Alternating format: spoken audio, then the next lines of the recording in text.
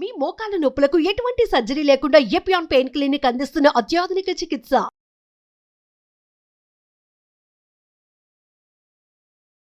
నమస్తే, welcome to Suman TV. మోకాల నొప్పులు అని వినగానే చాలా మందికి వెంటనే విశ్రాంతి అనే పదం గుర్తుకొచ్చేస్తూ ఉంటుంది. సో మోకాల నొప్పులకి విశ్రాంతి తీసుకుంటే డెఫినెట్గా తగ్గిపోతుందనే ఆలోచనలో ఉంటారు. సో ఈ మోకాల నొప్పుల్లో రెస్ట్ అండ్ డైట్, ఎక్సర్సైజ్ ఎలాంటి రోల్ ప్లే చేస్తాయి, మోకాల నొప్పులు ఉండేటప్పుడు ఏం చేయొచ్చు, ఏం చేయకూడదు, ఈ విషయాలన్నీ అడిగి తెలుసుకుందాం. మనతో పాటు ఉన్నారు senior orthopaedic and joint replacement surgeon doctor KJ Reddy garu from Apollo hospital, Jubilee Hills. Hello sir. Hello sir, మోకాల నొప్పులు చాలా కామన్గా చాలా మందిలో వింటున్నటువంటి సమస్య. సో మీ అవును. దగ్గర కూడా రోజులోనే చాలా కేసెస్ వస్తూనే ఉన్నాయి. సో మోకాల నొప్పులు వచ్చేటప్పుడు చాలా మందికి అనిపిస్తుంది ఏంటంటే బాగా రెస్ట్ తీసుకుంటే, అంటే ఇది రెస్ట్లెస్ వల్లే మోకాళ్ళు అరిగిపోతున్నాయి కాబట్టి రెస్ట్ తీసుకుంటే తగ్గిపోతుంది అని అనుకుంటున్నారు. ఇందులో వాస్తవం ఎంత? అవును, మోకాళ్ళ నొప్పులు అనేది చాలా కామన్. కానీ స్ట్రైట్ ఫార్వర్డ్గా చెప్పాలంటే రెస్ట్ తీసుకుంటే మోకాళ్ళ నొప్పులు ఎక్కువ అవుతాయి. సో రెస్ట్ అనేది యాక్చువల్లీ మంచి అడ్వైస్ కాదు. మోకాళ్ళ నొప్పులు ప్రతి ఒక్కరికి చాలా వరకు వస్తూ పోతూ ఉంటాయి. నార్మల్ వేరియస్ రీజన్స్ వల్ల వస్తుంటాయి. యంగ్స్టర్స్లో వచ్చేటివి జనరల్గా గ్రోయింగ్ పెయిన్స్ కానీ, మస్కులర్ పెయిన్స్ కానీ, ఓసారి అన్నోన్ నీ పెయిన్స్ వస్తూ ఉంటాయి. అదే కొంచెం ఏజ్ వాళ్ళలో అరుగుదల వల్ల మోకాళ్ళ పెయిన్ వస్తుంటాయి, ఆర్థరైటిస్ వల్ల వస్తుంటాయి. కానీ బేసిక్ మెకానిజం ఏంటిదంటే చాలామంది వస్తూ ఉంటారు నా దగ్గరికి, సార్ నాకు మోకాళ్ళ నొప్పులు వచ్చాయి, డాక్టర్ దగ్గరికి వెళ్ళాను, ఎక్స్రే తీశారు, మీది కొంచెం అరిగిపోయింది మోకాలు, ఇంకా నడవకండి, రెస్ట్ తీసుకోండి, వాకింగ్ చేయకూడదని చెప్తాను. అది మంచి అడ్వైస్ కాదు. బేసిక్ బయోమెకానిక్స్ ఎలా అంటే మోకాళ్ళ న్యూట్రిషన్, మనం నడిస్తేనే న్యూట్రిషన్ వస్తుంది, జాయింట్ గుజ్జు పెరుగుతుంది. మోకాళ్ళు గుజ్జులో రక్త ప్రసరణ ఉండదు. మోకాల్లో ఉండే ఫ్లూయిడ్లో న్యూట్రియంట్స్ ఏం చేస్తుండే, నడిచినప్పుడు ఈ ప్రెషర్ వేరియేషన్ వల్ల న్యూట్రియంట్స్ మోకాలు గుజ్జులోకి పంప్ అయి అది హెల్దీగా ఉంటుంది, రిపేర్ అవుతుంది, గ్రోత్ జరుగుతుంది. అందుకని బాటమ్ లైన్ ఎక్సర్సైజ్ అనేది మోకాళ్ళకు ఒక విధంగా ఆహారం, ఫుడ్. సో చాలా కానీ నొప్పి ఉండేటప్పుడు, పెయిన్ వస్తుంది అనేటప్పుడు మాత్రం ఎక్సర్సైజ్ చేయొద్దు, అది ఇంకా పెరుగుతుంది అని చెప్తారు. ఎంతవరకు వాస్తవం? అండ్ కూర్చునేటప్పుడు, ఎక్కువసేపు నిలబడినప్పుడు, కూర్చునేటప్పుడు మోకాల్ని ఇట్లా మడిచి పెట్టేటప్పుడు సో అది ఒక ఫ్రీజ్ అయిపోయిన మాదిరిగా ఉంటుంది. అప్పుడు స్ట్రెచ్చింగ్ ఎక్సర్సైజెస్ కూడా చేస్తూ ఉంటారు. ఆ టైంలో అసలు చేయొచ్చు అంటారా? చేయాలి. ఎక్సర్సైజ్ అనేది చాలా, ఏ జాయింట్ కానీ ఎక్కువసేపు రెస్ట్ ఇస్తే ఏమవుతుంటే స్టిఫ్ అవుతుంది. స్పెషల్లీ ఆర్థరైటిస్ జాయింట్ రెస్ట్ ఇవ్వడం వల్ల స్టిఫ్గా అవుతుంది. అందుకని ఆర్థరైటిస్ ఉన్న వాళ్ళ ఎక్స్పీరియన్స్ ఎలా అంటే, మార్నింగ్ లేచినప్పుడు, ప్రొలాంగ్డ్గా కూర్చొని లేచినప్పుడు ఏమవుతుంది, స్టిఫ్నెస్, పెయిన్ ఎక్కువ అవుతుంది. అందుకని ఈ రెస్ట్ అనేది మంచిది కాదు. కానీ ఎక్సర్సైజ్ చేయాలి, కానీ మరీ జిమ్కెళ్ళి ఎక్సర్సైజ్ కాకుండా కామన్ ఎక్సర్సైజ్. అంటే ఏ ఎక్సర్సైజ్ అంటామంటే, మోకాళ్ళ చుట్టూ ఉండే కండరాలు, స్పెషల్లీ థై కండరాలు బలపరిచే ఎక్సర్సైజ్ చేయాలి. దీనికి ఎందుకు ఇంపార్టెంట్ అంటే, మనము నార్మల్ యాక్టివిటీ చేసినప్పుడు, స్పెషల్లీ వాకింగ్ అనుకోండి, వాకింగ్ చేసేటప్పుడు 50% వెయిట్ కండరం తీసుకోవాలి, 50% వెయిట్ మోకాలు జాయింట్ తీసుకుంటుంది. ఎప్పుడైతే ఈ కండరము బలహీనంగా ఉంటుందో మోస్ట్ ఆఫ్ ది వెయిట్ ఏమవుతుంది, జాయింట్లో పడి అది ఎక్కువ పెయిన్ వస్తుంది, తొందరగా అనుకుంటుంది. అందుకని నొప్పి ఉన్నప్పుడు కూడా లిమిటెడ్ ఎంత అలో చేస్తుందో అంతవరకు ఎక్సర్సైజ్ అనేది చాలా ఇంపార్టెంట్. నొప్పి ఉన్నప్పుడు కొంచెం పెయిన్ కిల్లర్ తీసుకోవచ్చు. అంటే pain killers, prolonged use of pain killers not good, kidney damage, liver damage ఉంటాయి. కానీ కొన్ని సేఫ్ పెయిన్ కిల్లర్స్ ఉంటాయి. ట్రెమడాల్ అనేది, క్రోసిన్ అనేది లిమిటెడ్ క్వాంటిటీలో తీసుకోవడం వల్ల ఏమవుతుందంటే ఆ పెయిన్ సైకిల్ బ్రేక్ చేయాలి. దెన్ ఎక్సర్సైజ్ కంటిన్యూ చేస్తూ ఉంటే ఏమవుతుందంటే హెల్దీగా అవుతుంది. ఎక్సర్సైజ్ చేసినప్పుడు ప్రతి ఒక్కరు ఎక్స్పీరియన్స్ ఏం చేస్తారు, పెయిన్ ఇంక్రీజ్ అవుతుంది, అది న్యాచురల్. సో ఒకరోజు చేసి కొంచెం టైం గ్యాప్ ఇచ్చి మళ్ళీ చేయడం వల్ల ఏమవుతుందంటే మసిల్ రికవర్ అయ్యి స్లోలీ స్ట్రాంగ్ అవుతుంది, పెయిన్ అనేది తక్కువ అవుతుంది. రైట్. ఎక్సర్సైజ్ చేసిన తర్వాత కూడా ఇలాంటి పెయిన్ ఉండేటప్పుడు ఏం చేయొచ్చు అంటారు? అంటే హాట్ ప్యాక్స్ పెట్టుకోవడం కానీ, లేకపోతే కూల్ థెరపీ, ఐస్ థెరపీస్ కానీ, ఇలాంటివి ఏమైనా హెల్ప్ అవుతాయి? అవును, హెల్ప్ అవుతుంది. అంటే ఇవన్నీ పెయిన్ ఇమీడియట్ నొప్పి కొరకు ఐస్ ప్యాక్స్ చాలా మంచివి. హీట్ అంటే కోల్డ్, మరీ టూ హాట్ కాకుండా వామ్ ప్యాక్స్ పెట్టుకోవడం కూడా మంచిదే. అంటే కొందరికి కోల్డ్ ప్యాక్స్ హెల్ప్ చేస్తాయి, కొందరికి హాట్ ప్యాక్స్ హెల్ప్ చేస్తుంటాయి. ఆల్టర్నేటివ్ కూడా ఓసారి పనిచేస్తుంటుంది. కొంత మసాజ్ చేసుకోవడము, లోకల్ అనాల్జెసిక్ క్రీమ్ రాయడం వల్ల ఈ నొప్పి తక్కువ అవుతుంది. రైట్. సో ఈ పెయిన్స్ ఉండేటప్పుడు సార్ ఈ నీ బెల్ట్స్ గానివ్వండి, బ్రేసెస్ గానివ్వండి ఇలాంటివి పెట్టుకోవడం వల్ల డిపెండెన్సీ పెరిగిపోతుందా? లేకపోతే అవి హెల్ప్ చేస్తాయంటారా? ఇనీషియల్‌గా హెల్ప్ చేస్తాయి. మరీ ఎల్డర్లీ పీపుల్, ఓల్డ్ పీపుల్ అయితే నీ క్యాప్స్ పెట్టుకోవాలి. కానీ యంగ్ పీపుల్ ప్రొలాంగ్డ్ నీ క్యాప్ వల్ల ఏమవుతుందంటే కండరాలు బలహీనంగా అయితాయి. తర్వాత మన ఫ్లెక్సిబిలిటీ కూడా తక్కువ అవుతుంది.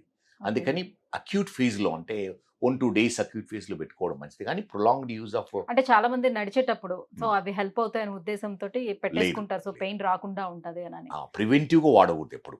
హ్మ్. ఎవరికైతే నొప్పి ఉందో వాళ్ళే వాడొచ్చు వాకింగ్ అప్పుడు. స్పెషల్లీ ఆర్థరైటిస్ ఉన్నవాళ్ళు.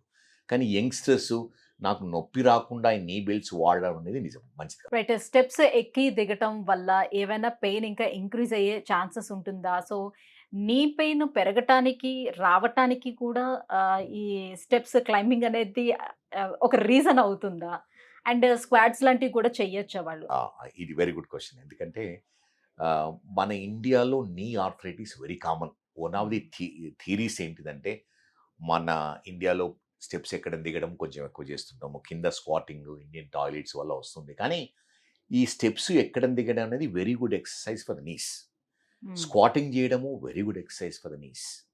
ఎందుకంటే వీటి వల్ల ఈ కండరాలు చాలా స్ట్రాంగ్ అవుతాయి. విలేజ్లో చూసుంటుంటారు మీరు. ఎంతో ఏజ్ ఉండి ఏమి నీస్ పర్ఫెక్ట్గా ఉంటాయి. బికాస్ ఈ యాక్టివిటీస్ ప్రాబబ్లీ వాళ్ళు ఎక్కువ చేస్తూ ఉంటారు. కానీ ఎవరికైతే నీ ఆర్థరైటిస్ వచ్చిందో ప్రాబబ్లీ ఈ యాక్టివిటీస్ తగ్గించడం బెటర్. ఎందుకంటే మనము ప్లేన్ గ్రౌండ్లో నడిచినప్పుడు 6 times of body weight pass అవుతుంది knee joint because of the muscle forces వల్ల. మెట్లు ఎక్కి దిగడం వల్ల maybe 6 to 8 times of body weight pass అవుతుంది. అంటే కింద కూర్చొని లేచినప్పుడు స్క్వాటింగ్ చేసి లేచినప్పుడు maybe 15 times body weight pass అవుతుంది. అంటే 50 kilos ఉన్న వాళ్ళు ఇమాజిన్ చేయండి 1000 kilos వెయిట్ పాస్ అవుతుంది. అందుకని ఈ యాక్టివిటీస్ కొంతవరకు తగ్గించాలి. తగ్గిస్తే ఏమవుతుందంటే ఆ నొప్పి తక్కువ అవుతుంది. కానీ నొప్పి అలో చేస్తే ప్రాబబ్లీ లిమిటెడ్ క్వాంటిటీస్లో చేయొచ్చు. మెట్లు కానీ స్క్వాటింగ్ చేయడం కానీ. ఎందుకంటే end of the day they are very good exercise for the knee. అంటే ఈ ఉద్దేశంతోనేనా మనకి ఇండియన్ టాయిలెట్స్ అనేది తీసేసి కంప్లీట్ గా వెస్టర్న్ టాయిలెట్స్ అనేది రావటం జరిగింది? అంటే ఇండియన్ టాయిలెట్స్లో కూర్చొని లేవాలంటే you need strong muscles. So old పీపుల్లో కూర్చొని లేవాలంటే డిఫికల్ట్ అవుతుంది. అందుకని ఇండియన్ టాయిలెట్స్ 2 reasons. ఇదొకటి reason. Second reason Indian toilets not healthy, highly contaminated. ఎందుకంటే వాటర్ సీల్ ఉండదు. సో ఇన్ఫెక్షన్స్ రావడానికి one of the reason is Indian toilets. అంటే చాలా మంది ఇండియన్ టాయిలెట్స్ యూజ్ చేయాలి అదే మంచిది అని చెప్తూ వస్తున్నారు. కొంతమంది అలా కాదు అని అంటున్నారు. చాలా కన్ఫ్యూజన్ మోడ్ లో అయితే ఉన్నారు అంతా. కానీ ఇండియన్ టాయిలెట్స్ అంటే hygienic wise Indian toilets not good. ఎందుకంటే there is no water seal. Dry toilets ఉండాలి. అది wet toilet. Bacteria contamination, infections రావడానికి ఉంటుంది.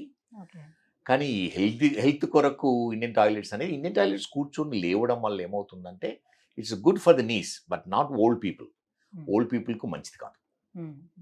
యా, ఇక డైట్ విషయానికి వస్తే సో నీ పెయిన్స్ ఉండేటప్పుడు ఎలాంటి డైట్ తీసుకోవాలి? సో ఇన్ఫ్లమేషన్ ని తగ్గించే డైట్స్ ఏముంటాయి, పెంచే ఏముంటాయి? ఈ రోజు రేపుల్లో బాడీ ఇన్ఫ్లమేషన్ అది big topic. And most of the dieticians ఏం చేస్తుంటారు, ఈ యాంటీ ఇన్ఫ్లమేటరీ అంటే మన బాడీలో ఉన్న ఇన్ఫ్లమేషన్ తగ్గించడానికి డైట్స్ చాలా అంటే ఫ్యాటీ యాసిడ్స్ అటువంటి చాలా డైట్స్ ఉన్నాయి. అది కొంతవరకు నిజమే. కొన్ని డైట్స్ వల్ల ఏమవుతుందంటే మన బాడీ ఇన్ఫ్లమేషన్ అంటే ఇన్ఫ్లమేటరీ మార్కర్స్ ఇంక్రీజ్ అవుతుంటాయి. పెయిన్ రావడానికి one of the reason inflammation. Joint pain రావడానికి కూడా ఇన్ఫ్లమేషన్ అంటే మనకు ఒక రెస్పాన్స్ అని బాడీ రెస్పాన్స్ అవుతుంది. ఇన్ఫ్లమేటరీ పార్టికల్స్ ప్రొడ్యూస్ అయ్యి ఆ పెయిన్ సెన్సిటివిటీ ఇంక్రీజ్ చేసి పెయిన్ వస్తుంటుంది. సో ఈ డైట్ అనేది చాలామంది అడ్వైజ్ చేస్తారు. కొంతవరకు చాలా నిజమే. డైట్ అనేది యాంటీ ఇన్ఫ్లమేటరీ డైట్ అనేది కొన్ని ఫ్యాట్స్ అంటే అన్సాచురేటెడ్ ఫ్యాటీ యాసిడ్స్ ఉన్న వేరియస్ టైప్స్ ఆఫ్ ఫుడ్స్ అంటే డ్రై నట్స్, కొన్ని వెజిటబుల్స్, కొన్ని ఫ్రూట్స్ వెళ్ళడం అంటే ఈ ఇన్ఫ్లమేషన్ అది తగ్గించడానికి ఉంటుంది. సో జనరల్గా డైట్ ఫర్ జాయింట్స్కి వెళ్ళాలంటే జాయింట్లో ఉండేది కాల్షియం ఉంటుంది, వాటర్ ఉంటుంది, మినరల్స్ ఉంటాయి, వైటమిన్స్ హెల్ప్ చేస్తాయి వీటికి. సో వాటర్ అనేది వెరీ వెరీ ఇంపార్టెంట్ మన బాడీకి. జనరల్గా ఎవరికైతే కిడ్నీ ప్రాబ్లం లేదో మనకి ఎనఫ్ వాటర్ తీసుకోవడం అనేది చాలా ఇంపార్టెంట్. సో వాటర్ తక్కువ తీసుకున్న వాళ్ళలో కూడా తొందరగా అరుగుదల ఉంటుంది. అరుగుదల అంటే probably that's not a good thing. Water quantity అనేది చాలా ఇంపార్టెంట్. డైరెక్ట్ రిలేషన్ లేకుండా వాటర్ తగ్గించడం వల్ల ఏమవుతుందంటే మసిల్స్ వీక్ అవుతాయి, బోన్స్ వీక్ అవుతుంది, డీహైడ్రేషన్ రావడానికి ఉంటుంది.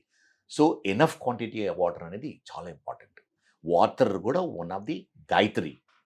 చాలామంది వాటర్ తాగకుండా కొన్ని కూల్ డ్రింక్స్, ఓసారి బీరు అవి తాగుతుంటారు. దానివల్ల ఏమవుతుందంటే మన ఎక్సెస్ లాస్ ఆఫ్ వాటర్ అవుతుంది. ఎందుకంటే దాంట్లో ఉన్న సాల్ట్స్ వల్ల ఏమవుతుందంటే మనము ఎక్కువ వాటర్ ఎక్స్క్రీట్ చేస్తాం. సో వాటర్ అనేది ఇంపార్టెంట్. ఆ విధంగానే కాల్షియం ఉంటుంది. కాల్షియం అనేది ఎనఫ్, మనం ఫుడ్లో ఎనఫ్ ఉంటుంది, కానీ ఒక్కోసారి సప్లిమెంట్స్ అవసరం ఉంటుంది. కాల్షియం అబ్జార్బ్ కావాలంటే వైటమిన్ డి అవసరం ఉంటుంది. మన body level normal vitamin level ఉండాలి. సన్ ఎక్స్పోజర్ కానీ లేకపోతే వైటమిన్ సప్లిమెంట్స్ తీసుకోవడం వల్ల మన వైటమిన్ వస్తుంది. అదేవిధంగా ప్రోటీన్ అనేది చాలా ఇంపార్టెంట్. చాలా వరకు ఈరోజు రేపుల్లో specially children protein, good quality protein ఉండడం లేదు. ఎందుకంటే జంక్ ఫుడ్ తింటారు, చిప్స్, బర్గర్స్, పిజ్జా తినడం వల్ల ఏమవుతుందంటే క్వాలిటీ ఆఫ్ ప్రోటీన్ తక్కువ ఉండి ఈ ఆయిల్స్ అంటే ఫ్యాట్ ఎక్కువ ఉంటుంది. దానివల్ల ఏమవుతుందంటే ప్రాబబుల్లీ అదే ఏజ్లో ఈ మసిల్స్, బోన్స్ ఫామ్ అయ్యే ఏజ్లో గుడ్ క్వాలిటీ ప్రోటీన్ లేకపోవడం వల్ల ఏమవుతుందంటే ఆ strong bones, joints, muscles form కాకపోవచ్చు ఒకసారి. అందుకని గుడ్ క్వాలిటీ ప్రోటీన్ అంటే మనము పప్పులు, మీట్ తినవాళ్ళు, chicken, mutton, or dry fruits. ఈరోజు రేపులో ఎన్నో ఉన్నాయి, ఆల్మండ్స్, ఎన్నో టైప్స్ ఆఫ్ డ్రై ఫ్రూట్స్ ఉన్నాయి. అవి తినడం వల్ల ఏమవుతుందంటే ఇప్పుడు జనరల్గా ఏమంటామంటే మరీ ఎక్సెస్ కూడా తినకుండా 20 డ్రై ఫ్రూట్స్, వేరియస్ టైప్స్, పిస్తా, బాదం, క్యాషూ అన్ని కలిపి ఒక 20 ఉండేటట్టు పర్ డే 20 తినడం అనేది గుడ్ వే. వెజిటేరియన్స్కు జనరల్లీ ఏమవుతుందంటే నాన్ వెజిటేరియన్స్కు మీట్ వల్ల ఏమైనా ప్రోటీన్ వస్తుంది, కానీ వెజిటేరియన్స్ ఎక్స్ట్రా ఎఫర్ట్ పెట్టవలసి వస్తుంది. ఈ ప్రోటీన్ డైట్ అనేది చాలా important. Thank you sir, thank you so much. So మోకాలు నొప్పులు రావడానికి రీజన్స్ ఏముంటాయి, సో ఏం చేయొచ్చు, ఏం చేయకూడదు, ఎలాంటి డైట్ తీసుకోవాలి, ఈ విషయాలన్నిటిపైన కూడా అవగాహన కల్పించినందుకు thank you so much. Thank you.